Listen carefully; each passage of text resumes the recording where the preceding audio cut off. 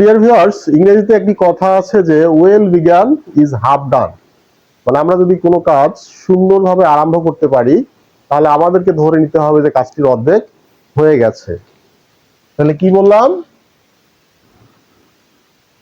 Well began is half ডান।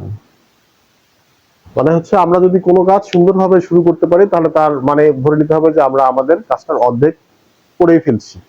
তার মানে আমরা যদি কোনো কাজ করতে চাই তাহলে আমাদের আগে ওয়েল প্ল্যানিং, ডিটারমিনেশন সবকিছু আগে আমাদেরকে ফিক্স করে নিতে হবে, এবং তারপর যদি আমরা সেই পথে হাঁটি তাহলে আমাদেরকে ধরে নিতে হবে যে ইনশাল্লাহ আমাদের কাজটি অর্ধেক হয়ে গেছে। তাহলে আমরা আমাদের যে প্রথম যে স্পিকিং এন্ড রাইটিং এর যে ক্লাসটা দিয়েছিলাম সেটি হচ্ছে মোটিভেশনাল ক্লাস।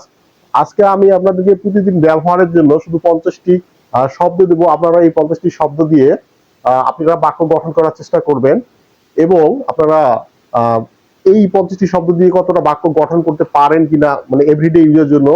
এবং যদি সক্ষম হন, আপনারা যদি পারেন সেটাও জানাবেন, এবং না পারলে সেটাও আমাকে জানাবেন। এবং এই ক্লাসটার উপর ভিত্তি করে এবং আপনাদের এই কমেন্টের উপর, আপনাদের মতামতের উপর ভিত্তি করেই আগামী দিন থেকে আমি এই স্পিকিং এবং ফ্রি হ্যান্ড রাইটিং এর উপর ধারাবাহিক ক্লাস দেওয়ার চেষ্টা করব। তাহলে সেই শব্দগুলো আমি এখন বোর্ডে দেবো, আপনারা চাইলে সেগুলো স্ক্রিনশট দিয়ে রাখতে পারেন। তাহলে ভিউয়ার্স, তাহলে আমি বোর্ডে শব্দগুলো লিখেছি। বি, আস্ক, বিকআপ, বিগিন, কল, ক্যান, কাপ, দাও। তো আসলে এই যে শব্দগুলো রয়েছে এইগুলো দিয়ে আমাদেরকে প্র্যাকটিস করতে হবে। এখন প্র্যাকটিস কেন করতে হবে? Because learning is a continuous process.